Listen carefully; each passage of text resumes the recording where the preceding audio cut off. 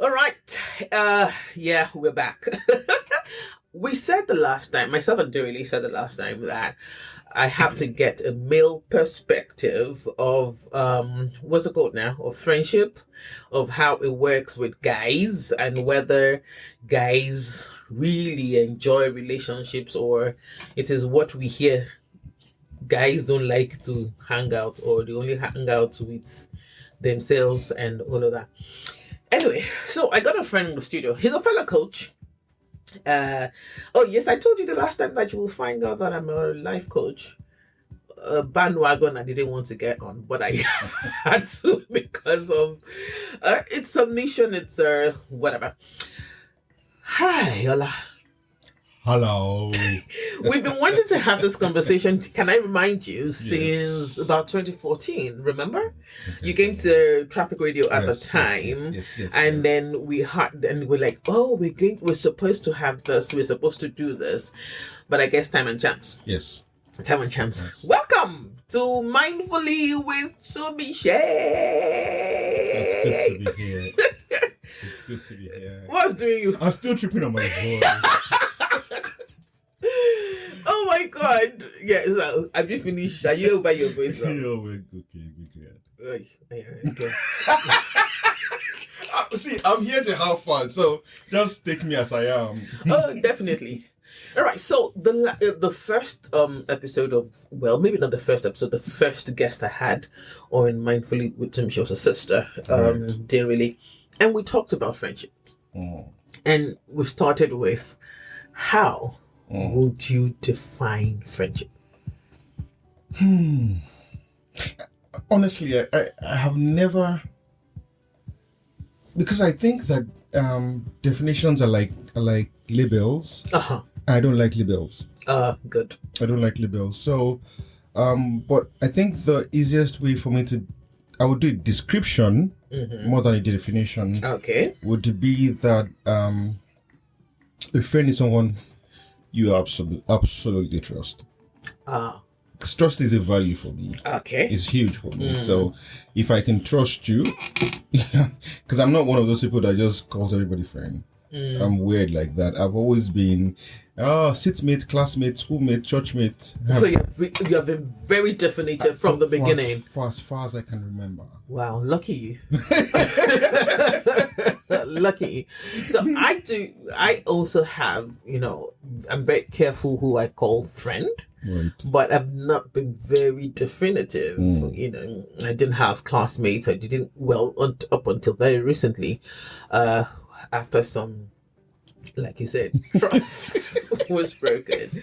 All right, so some would say that, connection will be, when you connect to someone, probably there's vibe, like they say now, that would birth a relationship, friendship. Right. Do you agree? I agree, because again, what is connection?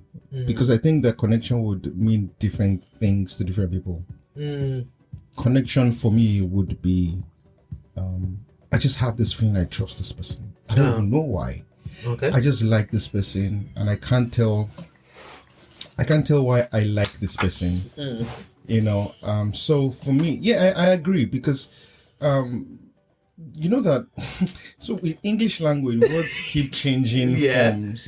Connection was not originally before friendship. It came somewhere along the line. Vibe is also recent, and so I agree. I agree that whatever floats your ship, as long as you know that you can really defend that this person is your friend. Because hold that thought. How do you mean by defend that this person is your friend? So I've realized that it's not by how long you've known somebody that causes you to define or differentiate them from other people. Right? There are people who have known from secondary school, and we're still friends. They're some of my best friends, right? They're some of my guyest guys, right? Because when I look back, I look my life. How your best friend like this? God, right? I look back, I'm like, these guys. If I were to turn to anyone, I'd rather turn to. I know it's easier for me to turn to them because I've known them for more than half of my life, right?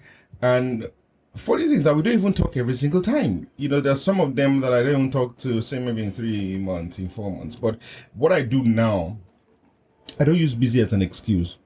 No.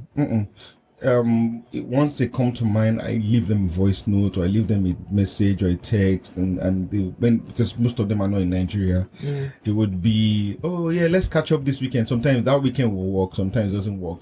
My own is, I have reached out. yes, I have. You were in my mind, and I didn't want that thought to pass without taking any action, and I have reached out. Sometimes we have, and sometimes we talk, the conversation will go on for like forever, and because I'm such an introverted person, sometimes it's very draining.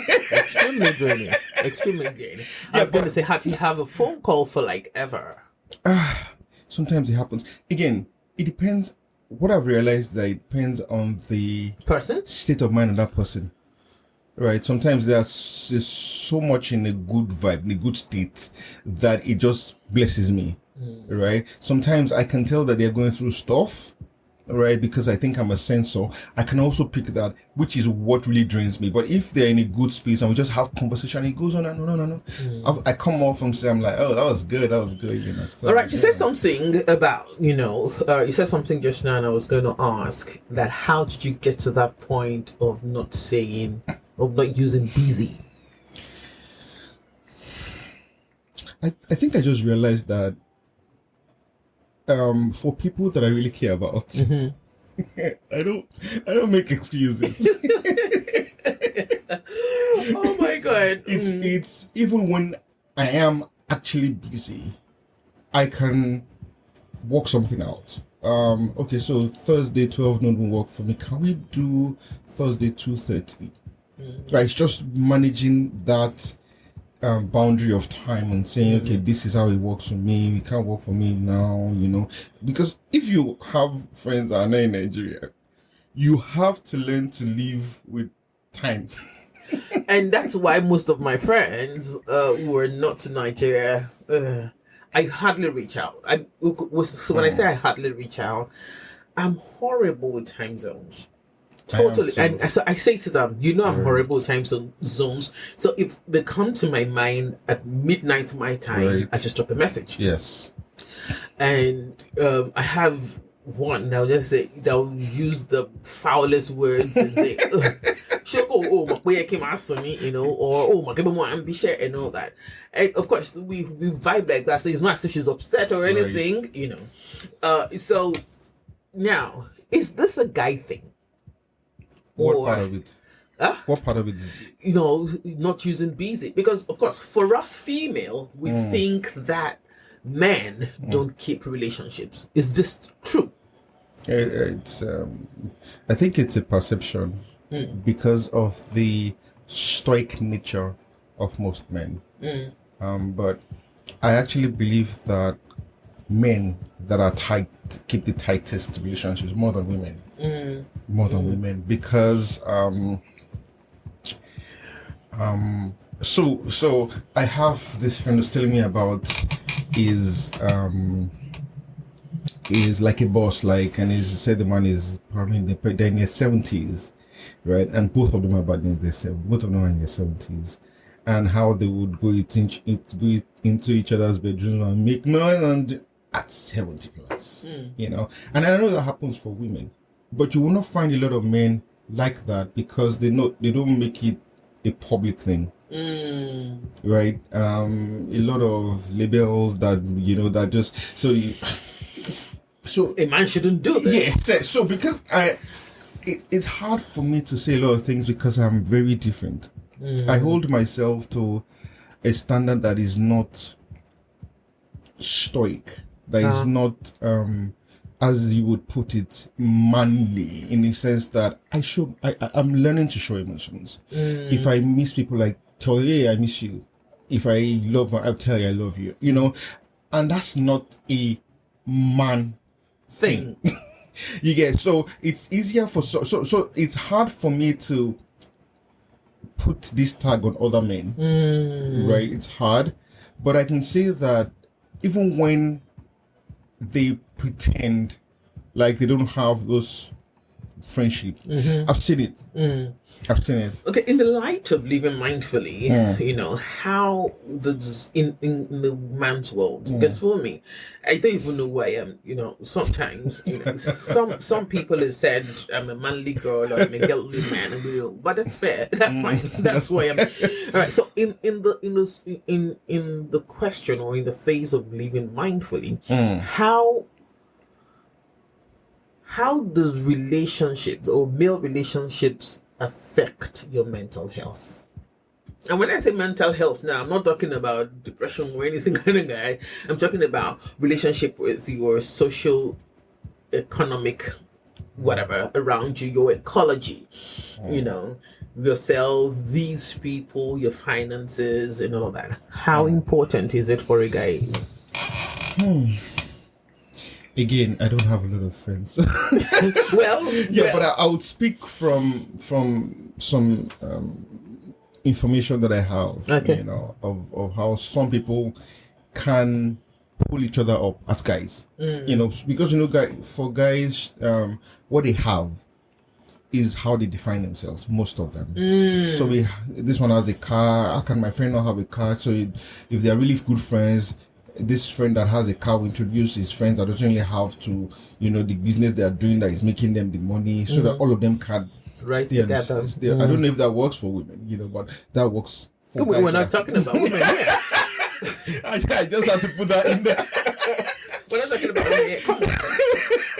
I might be female, but we're not talking about women. I'm sorry. We're talking about you. I just had to put that there, and so I see that happen when it comes to the social part and the economic part of real relationships. If one is going far, this guy is my real guy. Like, I'm talking about people that are real guys. They say, okay, I don't want this person to be here. I trust this guy. Let him see what I'm doing, whatever it is. They are not afraid to do that. People then they are close. With what you said now, it's then very confusing to me, as a mental health advocate, as a life patient now too, and with all the statistics out there, it's very confusing to me that depression is higher with men. And men, according to statistics, men are more susceptible to taking their lives than women. Because there are two different things entirely. So I'm listening. As a guy, they will do that for each other, bring each other up. But when it comes to issues of the mind, because just because I have money doesn't mean I don't have mind challenges. Just because I have a family doesn't mean that I don't have issues on the side. Right? It's easier for them to gist about this. This one that you're using them. Are you not a man? Sure. Okay. So I'm using them because I'm talking about people who have that sort of question to answer, friendliness of clique where they are doing that stuff. I'm one of those people who really don't talk about myself.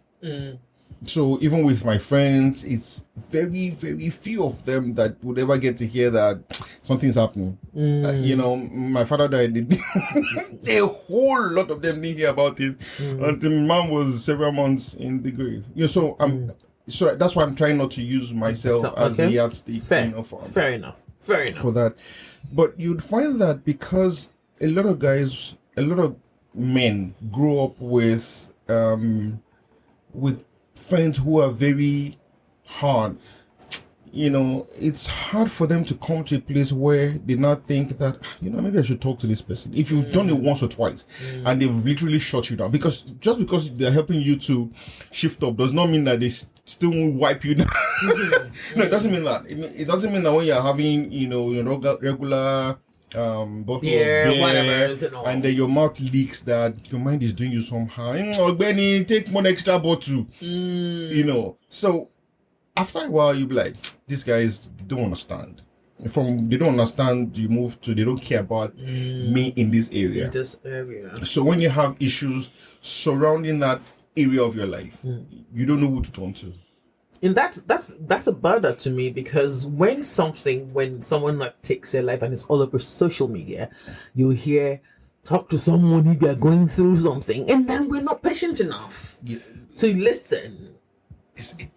Even as fathers, because we're talking about men, how many fathers listen to their children? Because it's the same thing. Is you can't be a different friend. You can't be someone as a friend and be someone different as a father. I don't know how that will work. That dissonance is extremely dissonant. There's no word like that. There's no word like that. Guys. So I don't think. So I just think that's how it works. For men, if we train boys to grow up to be kind-hearted, then if they grow up to be friends, they grow up to have friends, it would be a lot easier for their friends to talk to them when they are going through stuff because they're kind. People talk to me easily and say, why is this so easy to talk to you? You feel like, why me? But a lot of people have said that to me back to back, and I realized that, okay, so maybe that's just me. And it's not because I'm friendly. Sometimes I don't even want to get you. I don't even want, I'm tired. I call you Prophet Jeremiah, isn't it? So I think that is why it's the level of mental health challenges that leads to depression and suicidal thoughts is higher in men. I think so.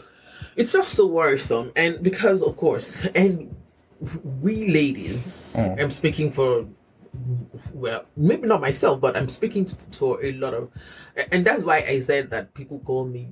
I have a lot of male friends who say that you are just you are one of the guys, right? Just like you, easy to talk to. You're one of the guys. This no judgment zone and all of that. And I know why I do that because I have brothers. I've seen my father. And we do respect to him. I'm not sure my father ever got over losing children. He lost about two. No, he lost two. I'm not with the first one, who was about I think 2 years. Maybe there would have been, but the second one was 18. Right. I'm not sure my father ever got over that. And why? I think is because he never had the opportunity or the privilege to have someone talk to. But I don't even think you get over anything. Oh yeah, you get what I'm saying. Like you move on with the memories, right. But there was towards the end of his life, of course, he was diagnosed with manic depression and all that. Right. However, I think it might have been better if he could have been able to have a conversation with his wife. If he had been able to have a conversation with us as children, right. He would have been, if he had friends, and I know all his friends, like they've been together since NYSC days, 1978, 1979. They've been together, all that, right. And as a matter of fact, I called them my three daddies because my father couldn't come for my naming ceremony, and the other three, the other three came and they did all that, and just like you said, economically, you guys lift each other up. By the time it was time for my wedding, also these three guys came together, bought cows and bought, but I don't know. No, I don't think they ever have that conversation. When my mom died, though, back in 2017, the four of them were together, and for the first time, maybe because they were now older, and I don't know, but for the first time, I saw that they were crying together. They were crying together, and I'm like, if this had happened earlier in their relationships, maybe, they would have been able to influence one another in the family life. Is that possible? Do you think? I agree. Yeah. I agree. So, I know that it took me a long time to get to the space where I am no longer afraid of hitting some very hard conversations. So, with guys, they would like that you're there, but you're not too there. So when they're going the gist and all that stuff, but very few guys ask each other, how you doing? And of course, we say how far, but like really want to know. And wait for the answer. And wait for the answer. So when I say how far, what's up? If nobody gives me, I don't want to hear I'm fine. Fine doesn't is very relative. I don't know what it means. I don't know the color of it. I want to know since the last time we spoke, what has happened. You know, what has developed. You know, the friend gave birth. And how is doing? It's a totally different experience. So now I'm sleeping 3 or 4 hours every day because when baby is making at night, you know, that mommy won't sleep. You know, I'm having a conversation with them. The one that is going through, you know, a spell of less income. How far you cope? More coping is hard. Don't worry, we've been there. If we did not die, nothing will do you. You know, and for most guys, that's just what they need. Most guys don't need you to solve the problems for them. They just need to know that, because guys don't talk about when they're going through because they want to be seen as well good now. Can I shock you? Right. Ladies don't like it either. Really? Oh yeah, it's all social perception. It's all social perception that ladies have this conversation. Ladies can't go and shop together. They can even pull money together, do and all that. But because we grew up in a culture of silence, because our mothers told us, "Sonita." And sometimes I agree with that. Do you understand? You know, so we also, that is what all of us don't know. And then every single person is not having superficial relationships. Right. Not every single person.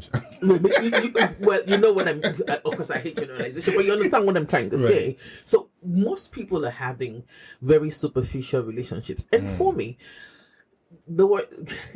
I wanted to really change that. So there was a time in my life that every energy I took in. Right. Everyone. Wow. You know, my boyfriend, now husband, and a couple of friends who say, you will see pain a mile away. You know.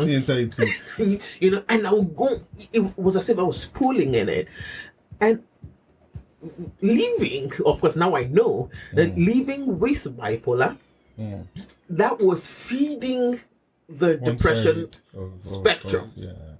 So I will give her the energy. I've taken the energy and all of that, and then I'll get to totally drained. You know, so yes, it's, you know, and when people find out that you are easy to speak with and all of that, and this is not just me, and I'm sure just like you said earlier, so even ladies, and I don't want to make a blanket statement, but I think that's why they say that ladies are always the ones against themselves. You never see this one, like, you know, and that's why we're be the one that we carry the person's queen, that be the crown on the person's head. That is because in our hearts of hearts, we have come to a place where we don't know, and I think it's in transition, where we don't know how to be friends with ourselves first and then be friends to others. I can't. That's a lot. I can't speak to that. You know why I can't speak to that is, see, for a very long time, the yardstick I used in measuring friendship was my mom and her friend. They've been friends since secondary school. Oh wow. And she's in her 60s, 70s now? My mom's 73 this year. Oh wow. 73 this year. And they've been friends for over 50 years. Maybe 52 years.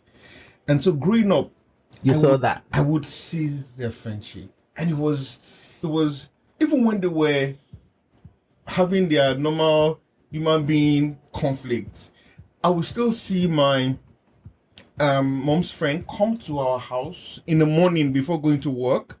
They will not say, you will know that something happened. Because that's the time that they don't really talk a lot. But she'll still come, after a while, she'll go to work. But when they are flowing, thank God there was no phone at that time, because I'm sure they'll be running through They'll be running through data and credit. Yeah. So, and that's what I grew up saying. So that was why it was easier for me to know how to Be friends. categorize who a friend is. Because growing up, she was there. Like things that I would do that my mom, she would not talk to me about them. I'll just see once I see her show up in the morning, I know that she has reported me. Something has happened. I remember one particular one that she came in the morning as she was coming, as I saw her at the gate, I just ran to the toilet, I just sat down there, she waited. She came, man, open the door, Nijadin. You see, so again, it goes back to orientation and where we're coming from. Yes. I didn't see that. Right. My father had 3 friends, yes. Right. My mother was so secluded. She was in a world. We were friends. Right. We were, I'm glad that towards the end of the last 10 years of her life, she was, and there was nothing we did not talk about. And when I say there was nothing, we talked about everything from the bedroom to the kitchen. Right. And I remember her saying to me towards the end of her life that if I had known that you were going to be a great friend, I would have, been a better person or been a better mother, and whatever she meant by that. So I didn't grow up to see that. And I do not think people our age, 45, 46, 47, 50, come on, we don't do. I'm young, I know what you're talking about. Go away. People our age most of us didn't say it. You're lucky, you're blessed, not lucky. You're blessed to sing. You're blessed to sing. So I understand now how, you can be, how you can be friendly. Right. So for those who, now let's turn to coaches. We are coaches, isn't it? Let's be coaches now. For those who need to, to be friendly with themselves and then to others, what would you suggest? I think we're talking about 2 different things. Oh yes, I am, and I know that. We're talking about friends. We're talking about being friendly. Even though I saw my mom and a friend, I still won't say I'm a friendly person. Right, because a lot of complaints would be. It was hard for people to understand that as an introverted person grew up, I was my best friend. I enjoyed my company more than. So when you come and start saying, "Hey, how far," in my mind, I'm like, "Okay." So I'm already figuring what does this person want? How am I going to dismiss this person? Right. So people would see that and then say I'm not friendly. You're right. And it did not bother me because I had my own friends. I had myself. I had me. And we were good friends, So, but I think if we come to this space of, I think it's for people to decide what they want first. For me, I know what I want. I weigh every relationship now with that yardstick. I'm not so much of a materialistic person, but when push comes to shove, can I count on you to even be there if I want to talk? Right? I know with my friends, if I buzz them in the middle of the night and they are awake or the phone rings, they would pick the call. Yes, I don't do that often because I don't sleep well, so I use myself as the sleep yardstick. I don't sleep well, so I don't want anybody calling me. But if I know that if it comes to that, and I reach out to my friends in the middle of the night, right, they'll pick. I have a friend in America, and when I send him a message, I usually send him a message when I know that it's quite early at his time, and most times he would call me. Right. I know that because my time is, we're 6 hours or something. No idea. You're talking to the wrongest person. Right. I don't. So for me, it's knowing what it is that you want, right, and then being able to check your values with the values of the person that wants to be friends with you. So that takes me to the next question: what are the values? Is it personal or are there general values to look out for when you are trying to keep your friends, or if you're, I think it's both. There are some societal values that, for example, I was pretty upset yesterday when I went on Twitter and I found people talking about they were raising this dust of tribalism, and Oh, that gets me all the time. and I have friends from I have, in fact, my sister-in-law, one of my sister-in-laws is from Anambra. I have friends from the north. I have a friend who is a Kano Prince. I have friends from the south. So when people talk like that, we cannot be friends. It actually triggers me. You know how my teenage years was in Abakaliki. Right. The best of my friends, Right. the lady I was talking about that says she says the foulest things Right. Right. she's been my friend since we were in Jesus 3. Right. And my first heartbreak in school, Right. school, and she's half Delta Igbo and half Edo. It's just So what do you say to that? I remember, like I said, my first heartbreak in school, and I was crying. And like, sure, okay, because of man, and you would think that she's disconnected from my emotions, but she's one of the most emotional human beings. Right. And so I have friends that Right. are like. Right. Some people think I over-identify as Igbo, for example. So that kind of relationship, if you talk like that, I'll shut down. Yeah. So I'll shut down. that's, for me, that's a societal value that I look out for. How do you relate with your environment? For me, that's key. If I catch you talking like, we cannot. I don't even know how do we want to relate, because I can be very fluid in my conversation. I'm talking to my sister and saying, Kedu, I get to be upset because of that. I get to just fly off the wheel. I'm saying to you as I don't care who wins as president, or whether it's Igbo or Hausa. I don't care. I'm telling you, I don't even like the Yoruba guy. I'm telling you how I feel. Are you going to be upset with that because you're a Yoruba person? You think I should support your tribe person? So if that's the kind of person you are, we cannot be friends. We cannot even be talk mates. Oh my God, talk me. No, we can't. That's new. We can't come to even that place where, because I can have very, very intense conversations with my friends. Yeah.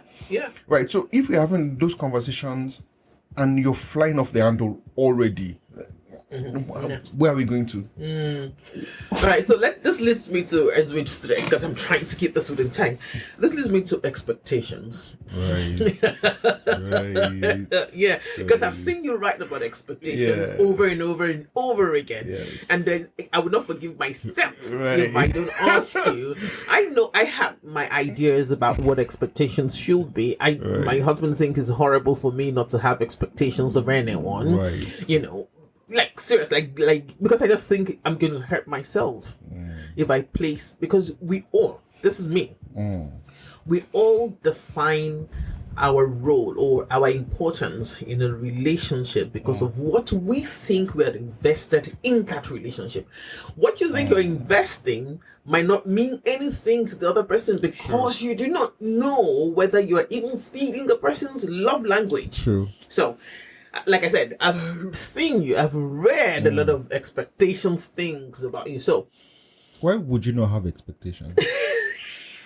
hit me. Like, because I think that the what feeds the relationship is expectations. Is how you now have sense with that expectation. You won't get married without expectations, would you? I'm the wrongest person to answer. No, that, why would I want to get into a boundary session for life? You say it's boundary session for, oh my God. Yes. Or like, you didn't say that. Go ahead. Yeah, go ahead. And I don't expect some things from that person. Can you feed my happiness? Maybe not totally, but can you give the barest minimum? Can you be kind to my soul when I'm not kind to my soul? There are things to expect from. It's just, I think where we go wrong is when we're expecting people to give to us in the same manner we give to them. Yeah, so I think that's where the problem is. My love language is quality time and physical touch. I'm not get. No, so I believe everybody does. Oh yeah, in varying degrees. So if I care about you, you will find that I want to spend time with you. If I care about someone, I want to spend time with somebody whose love language is see me be helping them to do stuff. I don't like doing anything. This love language thing. So if I don't understand that just because I love quality time and this person prefers to just, give gifts. Okay, let me just start. Give gifts. That one is very popular. People are very giving gifts. Everybody's always give me gift. That's my love language. And they don't give. And they don't give gifts. I call them crooks, but okay, that's not conversation for about them.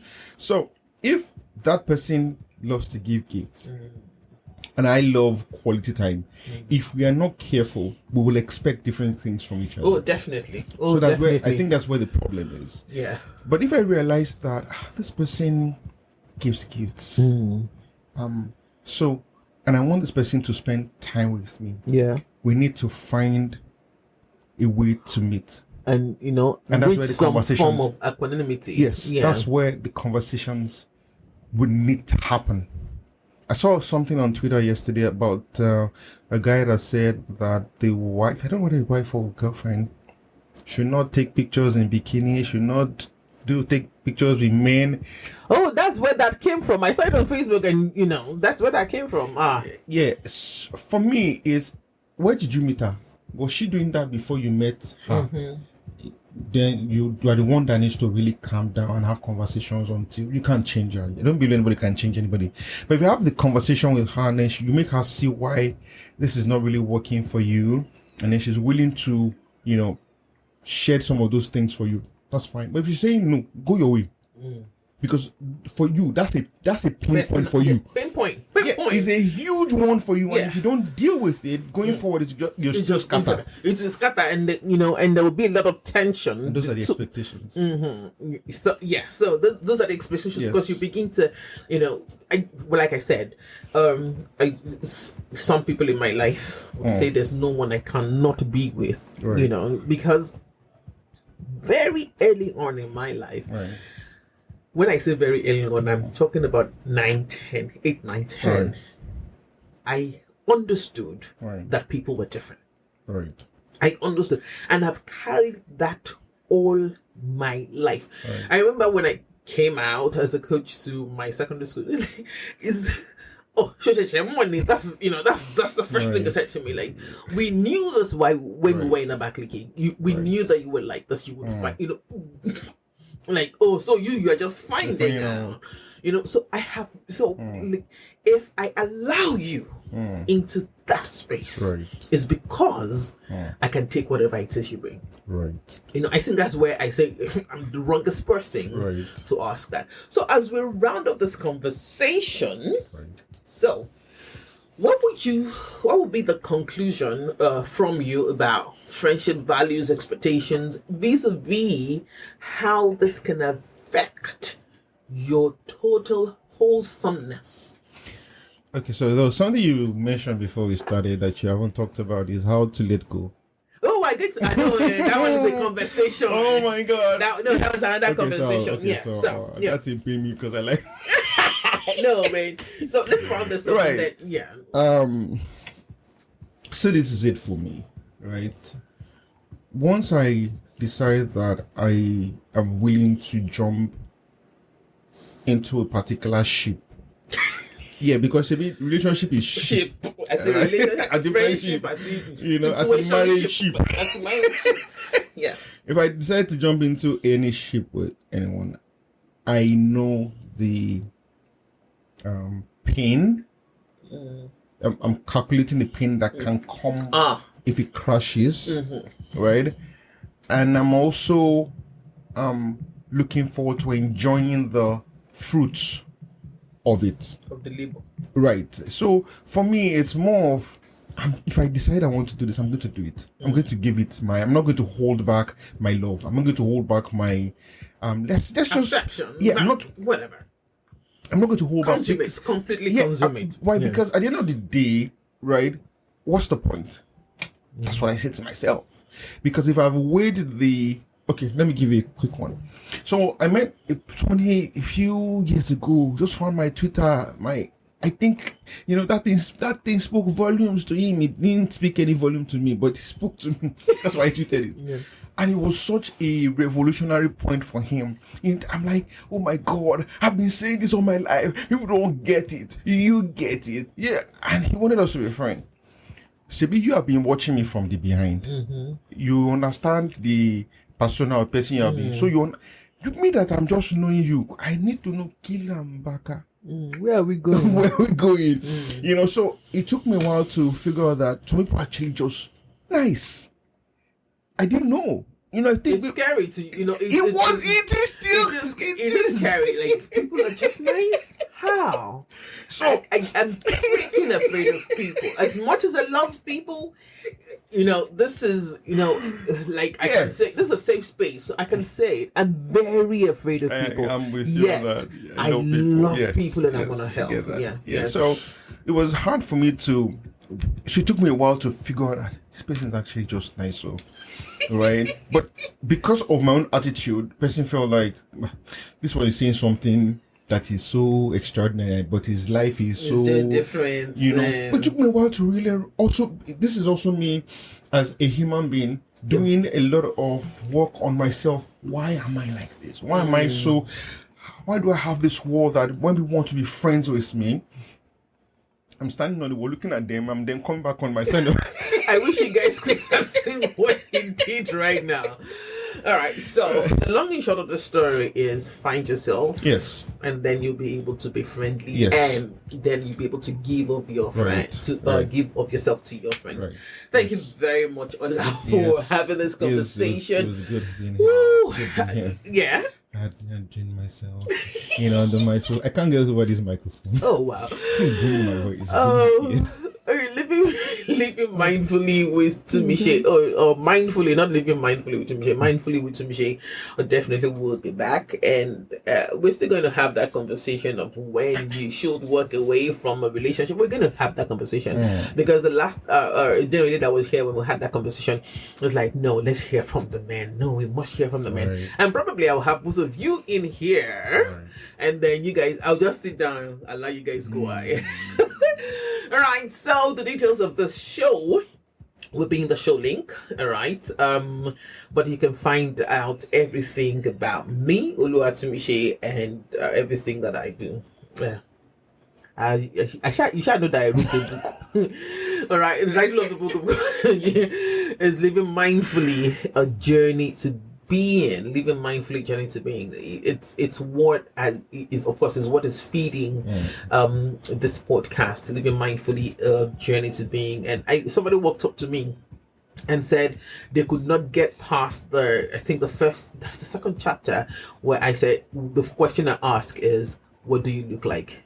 And this person said she's going to work and she's reading it every day and she's looking, because for those who came to the book launch, they got what's it called now, a journal, and then she's writing in the journal like, hey, who are you, gong, and then she's so and these are very existential questions for me, because I personally think that if you can answer your whys in every area, the overwhelming thoughts, the anxiety that can come with life can be way managed. All right, so Living Mindfully, Journey to Being, you can find it on Amazon if you're not in Nigeria.